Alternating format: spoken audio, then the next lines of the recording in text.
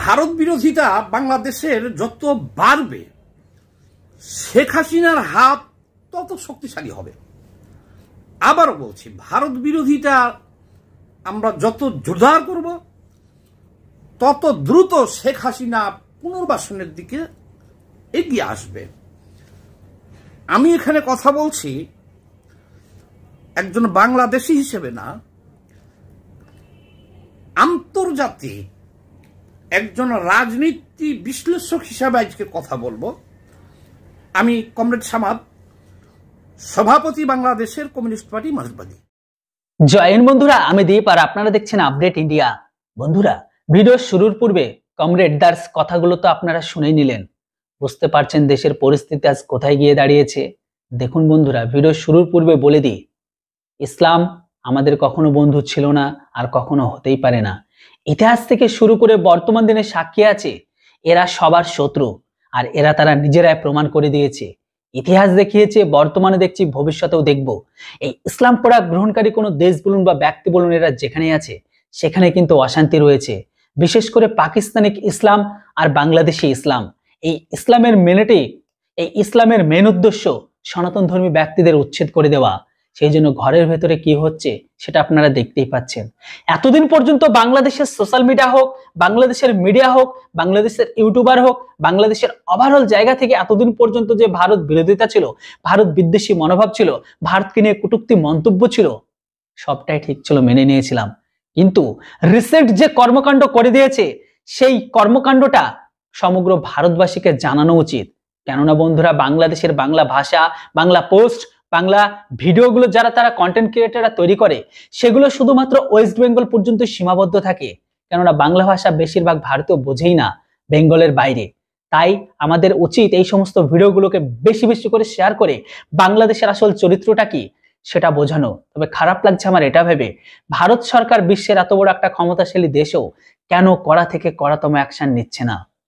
ভারতের এতটুকু প্রেসারে বাংলাদেশ বগলের চাপে বা বগলের দাবার মতন দেবে যেতে পারে, কিন্তু ভারত সরকার এখনো পর্যন্ত কোনো স্টেপ ওঠাচ্ছে না। এটাই খারাপ লাগছে।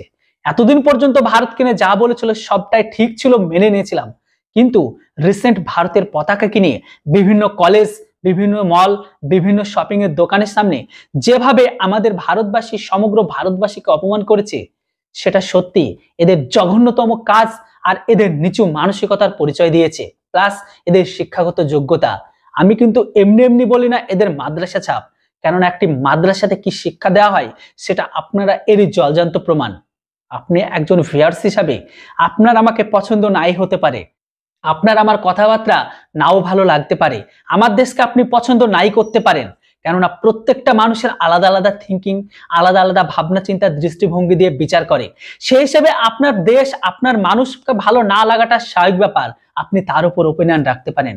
কিন্তু এই কারণে আপনি কখনো একটা সমগ্র দেশকে অপমান করতে পারেন না। আপনারা যে কাজটা করে দিয়েছেন সেটা সমগ্র ভারতবাসীকে অপমান করেছে। বন্ধুরা, এবার সময় এসেছে পাল্টা রিটেলিয়েশন দেবার।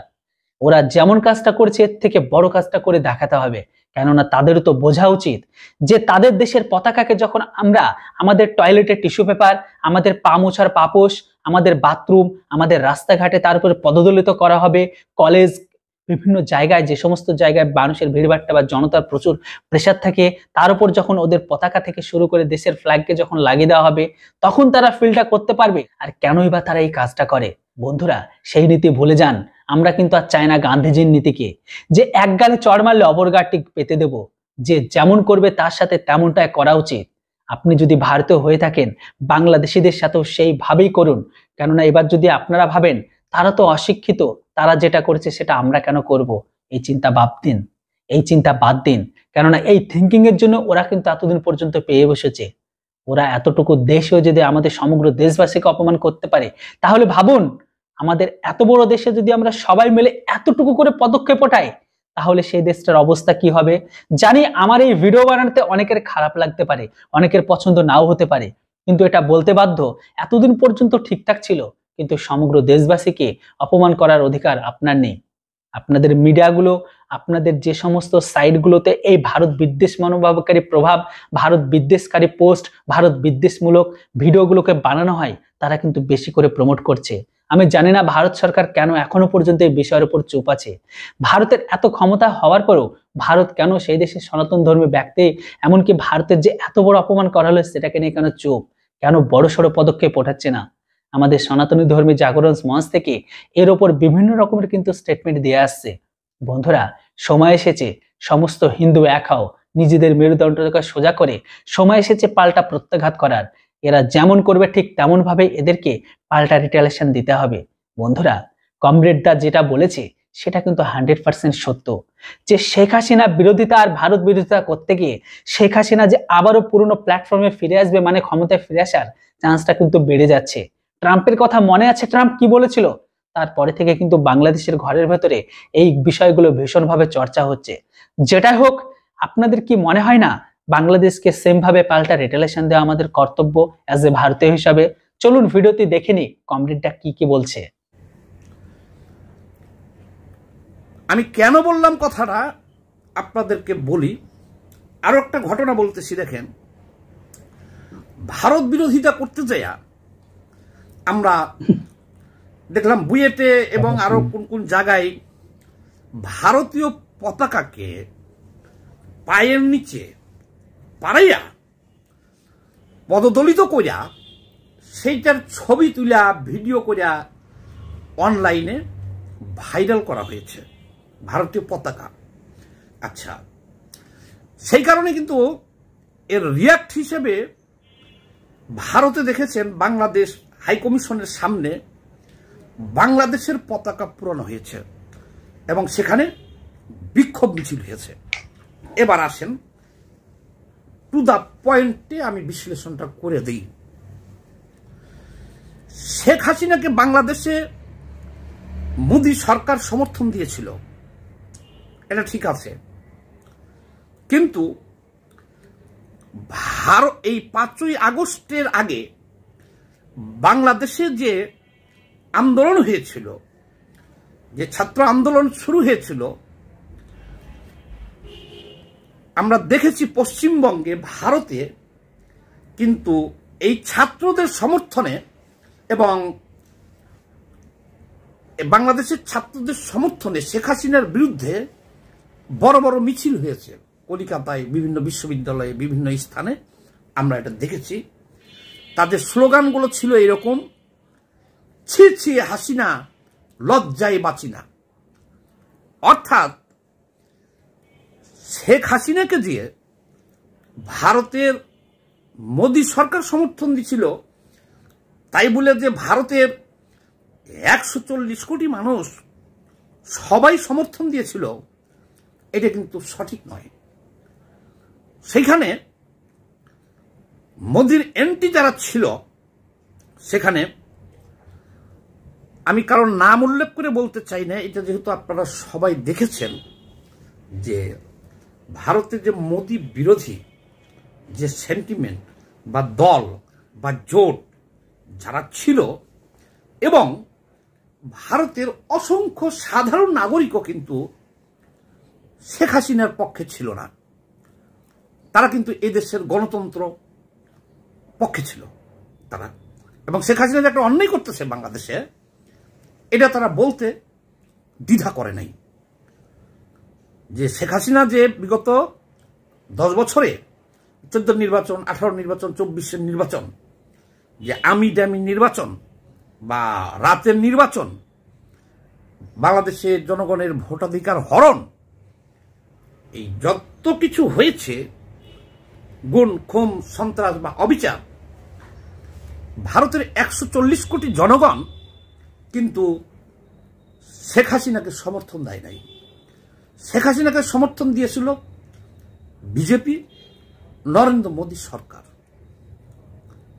এবং শেখ হাসিনা যখন ভারতে যে আশ্রয় নিয়েছিল, আপনারা দেখেছেন মিডিয়ায় যে ভারতের অনেকেই কিন্তু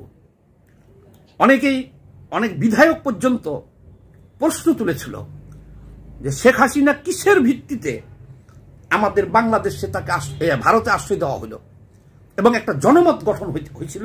আমরা মিডিয়ায় দেখেছি, বিভিন্ন লেখক এবং সাধারণ পাবলিকও বলা শুরু করেছিল যে শেখ হাসিনাকে আমরা কেন আশ্রয় দেব, বা এই মোদী সরকার তাকে কেন আশ্রয় দিয়েছে এবং কিভাবে দিয়েছে, এটা আমরা ব্যাখ্যা চাই। একটা সুন্দর জনমত তৈরি হইতেছিল সেই দেশে, মোদির ওপরে একটা চাপ যাইত, মোদী সরকারের উপরে, যে শেখ হাসিনা যেহেতু বাংলাদেশে খুনের অভিযোগে অভিযুক্ত হইয়া দেশ থেকে পালায় আসছে, আমরা কেন আশ্রয় দিব তাকে, এরকম একটা সেন্টিমেন্ট কিন্তু মোদী বিরোধী থেকে শুরু হয়েছিল। কিন্তু এই বাংলাদেশের আমাদের কতিপয় মানুষের অতি উৎসাহের কারণে এবং খামখেয়ালির কারণে আজকে দেখেন ভারতের 140 কোটি জনগণ প্রায় সবাই শেখ হাসিনার পক্ষে চলে গেছে। কিভাবে পক্ষে গেছে দেখেন, ভারত মাতা, ভারতীয় পতাকা যখন আপনি পদদলিত করলেন, তখন কিন্তু ভারতের 40 কোটি জনগণ এক হয়ে গেল। আমরা যেমন আমাদের দেশের পতাকাকে সম্মান করি, পতাকার প্রশ্নে আমরা যেমন সারা দেশ এক, কোনো ছাড় নাই, ভারতও কিন্তু তাই তাদের দেশের জাতীয় পতাকাকে পদদলিত করায় তারা কিন্তু এখন দেখেন সব এক হয়ে গেছে। এখন আর কেউ কিন্তু হাসিনার বিরুদ্ধে বলতেছে না। এই যে বাংলাদেশের আমাদের এই বিবেকহীন কার্যক্রম, এটা বাংলাদেশের জন্য আত্মঘাতী সিদ্ধান্ত। যখন বাংলাদেশ থেকে ভারতে শেখ হাসিনা অবস্থান নিল, তখন দেখা গেল যে সেখানে যেমন মোদী সরকার তাকে আশ্রয় দিয়েছিল, আবার তার উপরে চাপও ছিল যে কেন আমরা আশ্রয় দিব। কিন্তু আমাদের এই যে দেখেন প্রচন্ড ভারত বিরোধিতা, এটি কোনো সুফল বয়ে আনবে না, এটি কোনো প্রয়োজন নাই, আননেসেসারি। ভারত বিরোধিতা করার অনেক ওয়ে আছে।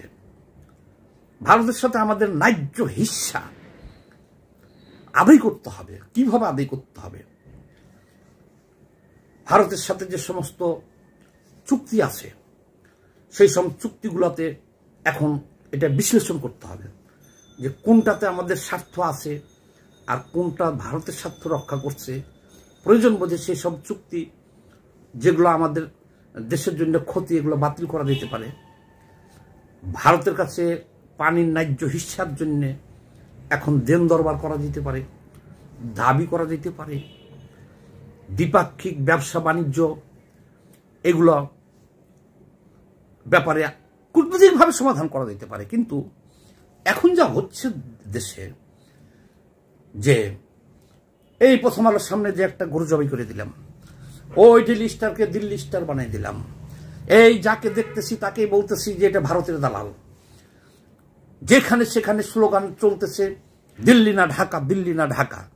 মানে সারা দেশে একটা অঘোষিত ভারতের বিরুদ্ধে যুদ্ধ ঘোষণা করে দিচ্ছে। কিন্তু এদের কে নেতৃত্ব দিচ্ছে, কি হচ্ছে, এগুলো আমি কিছু বুঝি না। কিন্তু আমার কথাটা গুরুত্বপূর্ণ, এটা লিখে রাখেন যে শেখ হাসিনা অসহায় ছিল, কিন্তু যখন এরকম ভাবে প্রচন্ড ভারত বিদ্বেষী এবং ভারতের পতাকাকে অবদলিত করে এই হয়েছে শুরু হয়েছে গরু জবাই টবাই চারিদিকে, তখন থেকে শেখ হাসিনা কিন্তু শক্তিশালী হয়ে গেছে। ভারতের মাটিতেও শেখ হাসিনা নিরাপদ ছিল না, প্রশ্ন ছিল যে সে কেন থাকবে। কিন্তু এখন একচেটিয়া ভারতের সমস্ত মানুষ তারা কিন্তু শেখ হাসিনার পক্ষ নিচ্ছে, যে শেখ হাসিনা থাকবে এবং শেখ হাসিনাকে কিভাবে পুনর্বাসন করা যায়, যে শেখ হাসিনাকে যদি পুনর্বাসন করে আবার বাংলাদেশের রাষ্ট্রীয় ক্ষমতায় বসানো যায়, তাহলে এই প্রচন্ড ভারত বিরোধিতা বাংলাদেশে বন্ধ করা যাবে। দেখেন তাদের সেন্টিমেন্টটা কিভাবে ঘুরে গেল। এই ভুলগুলো কে করলো, কে করছে? এখানে কেউ ভাই এটা কোনো তলা গলা পাইতেছি না যে কে নেতা, কে এগুলা বলতেছে, কে এগুলা করতেছে। দিল্লি না ঢাকা, মন চাইলেও তাদের পতাকা, একটা দেশের পতাকাকে পায়ের নিচে দমন করে দিলাম। মন চাইলেও এক জায়গাতে দিল্লির সাইনবোর্ড লাগিয়ে গরু জবাই করে দিলাম। আজকে আশ্চর্য, আমি একটা মিলাদ শুক্রবারের দিন মিলাদের প্রোগ্রামে দেখলাম, বলতেছে দিল্লি না ঢাকা, স্লোগান দিতেছে। দেশের আমাদের অনেক ক্ষতি হয়ে গেছে। ফ্যাসিস্ট শেখ হাসিনা পতনের পরে আমরা যে আশা আকাঙ্ক্ষায় দেশের সাধারণ মানুষ করেছিল যে আমরা ন্যায় বিচার পাবো, দেশে গণতন্ত্র প্রতিষ্ঠিত হবে, একটা নির্বাচিত সরকার আসবে, কিন্তু এখন সে সমস্ত আশা দুরাশা হয়ে গেছে। বাংলাদেশের মানুষ বলা শুরু করেছে শেখ হাসিনার এত বড় ভয়ঙ্কর শাসন, 15 বছরের লুট গুম এটা সেটা, আমরা নিজেরা 15 বছর আন্দোলন করেছি। আর আজকে আমাদের শুনতে হইতেছে দেশের মানুষ, রিক্সাওয়ালা ঠেলাওয়ালা বা অনেকে বলে ফেলতেছে যে শেখ হাসিনা আমলে ভালো ছিলাম। এখনই বলা শুরু করে দিয়েছে। কেন বলতেছে তারা? এগুলো কি? কালকে দেখলাম ময়মনসিংহের এই দিকে বিশাল একটা দরবার শরীফ লুট করা হলো, পীরের দরবার। আরে উনি তো মুসলমান, আপনি হিন্দু হলে তো লুট করতে পারবেন না, কিন্তু সে মুসলমান, একজন পীর। প্রকাশ্য দিবালোকে শত শত লোক লাঠি সোটা নিয়ে যে সেই দরবারের মধ্যে যে একটা মসজিদ আছে, সেই মসজিদের ভিতরে দেখলাম আগুন লাগাইছে। আর সেখানে মহিষ, গরু, দুম্বা থেকে শুরু করে যা ছিল ওই দরবারে প্রকাশ্য লুট করে নিয়ে চলে আস।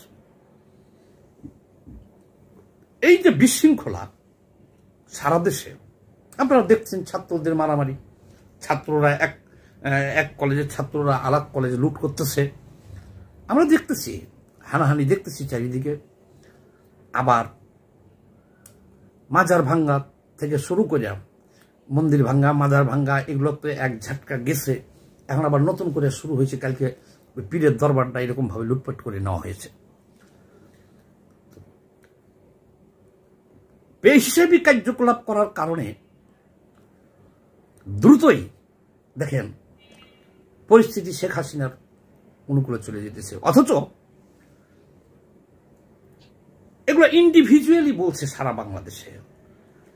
এখন এদের নেতাকে, নেতৃত্বকে দিতেছে, এগুলো পাই না। কিন্তু আমাদের সরকারি যারা আছে তাদের কিন্তু উচিত ছিল, সরকারের উচিত ছিল যে ভারতের সাথে হিসাব করে কথা বলা। কোন হিসাব করে? শেখ হাসিনাকে তারা ফিরিয়ে দিবে কিনা, কিভাবে শেখ হাসিনাকে ফিরিয়ে দিবে, এই ব্যাপারে আলোচনা করা উচিত ছিল।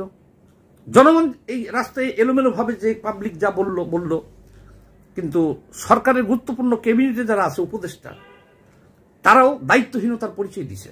তারা অনেক ভারত বিদ্বেষী কথাবার্তা বলে এদেশের জনগণের ক্ষতি করছে। আমি আজকে একটা ক্ষতির কথা বলি। আমার এই ভিডিওর নিচের ভিডিওটা দেখেন, গতকালকে যে ভিডিওটা আপলোড দিয়েছিলাম দেখেন, ওখানে একজন আপু লিখেছেন, কষ্টের একটা অনেক কমেন্টস আছে, তার মধ্যে দেখেন ওর ঠিকানা মিকানা সব দিয়ে দিছে। ওনার স্বামী ভারতে কোনো একটা হাসপাতালে কিডনি চিকিৎসা করতেন এবং সেখানে কিডনি ডায়ালাসিস করতেন নিয়মিতভাবে। ওনারা প্রতি মাসে যাইতেন ওখানে।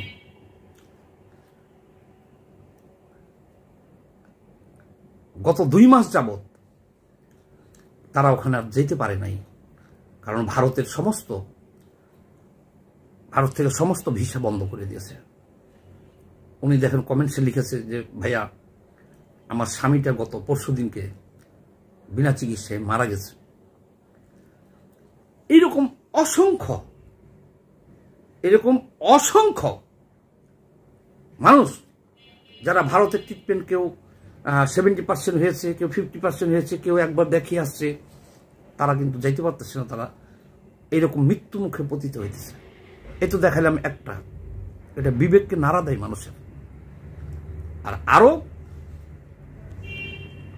টোটাল বিষয়টা আমি বলছি, আপনি আমাকে বলবেন ভারতের দালাল বলে তো আপনি সুবিধা করতে পারবেন না। আমার ফেসবুকে ঢুকেন, ইউটিউবে ঢুকেন, শেখ হাসিনার 15 বছরে আমি জেলও খেটেছি এবং অসংখ্য ভিডিও আছে। শেখ হাসিনার এই 15 বছরের শাসনের বিরুদ্ধে আমাদের যে ভূমিকা আছে, এখন আপনারা যারা এই যে রাস্তায় লাফালাফি করছেন, তারা কিন্তু আন্ডারগ্রাউন্ডে ছিলেন, তারা আমাদের মতো সামনে এসে প্রতিবাদ করেন নাই।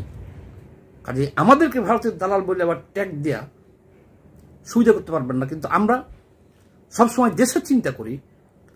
এই যে আমার আপুটা ওখানে কমেন্টস করছে তার স্বামীরা মারা গেছে, আমরা এদের চিন্তা করি এবং আমরা এগুলো করিয়া আমাদের দেশের লাভ কতটুকু আর ক্ষতি কতটুকু এইটা আমি চিন্তা করব। এখন শেখ হাসিনাকে গালি দেওয়ার লোক, ভারত বিরোধিতা করে বক্তব্য দেওয়ার লোকের কিন্তু অভাব নেই। এখন কারা করতেছে এগুলো বেশি জানেন?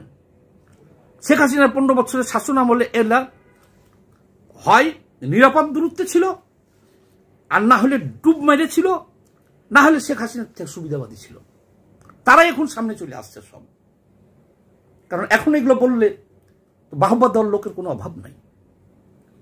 তো যাই হোক, ভিডিও কথা বলতেই তো পারি না, 16 মিনিট হয়ে গেছে। সবাইকে অভিনন্দন। আবার কালকে বাকিটুক বলবো, বলা শেষ হয় নাই। সবাই আমার এই চ্যানেলটা সাবস্ক্রাইব করে পাশে থাকবেন। আর ফেসবুকে যারা আছেন পেজটা ফলো দিয়েন, আর বেশি বেশি করে একটু শেয়ার করে দিয়েন। তাহলে এখন বিদায় নেই। ইনকিলাব জিন্দাবাদ। বন্ধুরা, ভিডিওটিকে যদি আশা করি আপনারা শেষ পর্যন্ত বা এতদূর পর্যন্ত দেখে থাকেন, তাহলে কমরেডটার কথা মোটামুটি আপনাদের কাছে ক্লিয়ার বা স্পষ্ট হয়ে গেছে। আপনাদের আর আলাদা করে বোঝানোর দরকার নেই, কেননা একটি মাদ্রাসাতে কি চলছে, মাদ্রাসাতে কি শেখানো হয়, সেটা আপনারাও দেখতে পাচ্ছেন। আমি আপনাদের আগেও বলেছিলাম, ইসলাম আর টেররিস্ট একই মুদ্রার এপিঠ আর ওপিঠ। এর জলজান্ত উদাহরণ পাকিস্তান, আফগানিস্তান আর এখন বাংলাদেশ। একবার ভেবে দেখুন, এরা যখন নিজেদের মধ্যে শান্তি আনতে পারে না, যেখানে ইসলামে তাদের ধর্মে মসজিদকে সব থেকে তাদের পবিত্র স্থান ধরা হয়, সেই মসজিদের ভেতরে ধামাকা করায়। সেখানে কোনো খ্রিস্টান, সেখানে কোনো জৈন, সেখানে কোনো বৌদ্ধ, সেখানে কোনো হিন্দু, সেখানে কোনো অন্য ধর্মের কিন্তু মানুষ যায় না, সেখানে তাদেরই লোক গিয়ে সেখানে ধামাকা করছে। আফগানিস্তানে এরকম খবর হামেশা পেয়েছেন, পাকিস্তানে তো পেতেই থাকেন।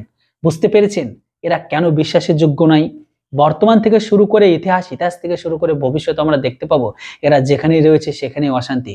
সময় এসেছে নিজেদের অস্তিত্বকে টিকিয়ে রাখার জন্য। এবার তো কিছু করো, এবার তো খাড়া হয়ে দাঁড়াও, এবার তো প্রোটেস্ট করো। বন্ধুরা, সমগ্র ভারতবাসীর অপমান করেছে পূর্ব পাকিস্তানের ইসলাম পড়া গ্রহণকারী টুপিদারি ব্যক্তিরা। যেটাই হোক বন্ধুরা, কমরেডদের সাথে আপনারা কতটা সহমত অবশ্যই আপনাদের মতামত লিখে জানান। আর একটা আপনাদের কাছে এটাও রিকোয়েস্ট আছে যে প্লিজ ভিডিওটাকে বেশি বেশি করে শেয়ার করুন, সকলের মাঝে ছড়িয়ে দিন যেন সকলে জানতে পারে। যাই হোক, দেখা হচ্ছে আবার পরবর্তী একটি ভিডিওতে। Thanks for watching. জয় হিন্দ, বন্দে মাতরম।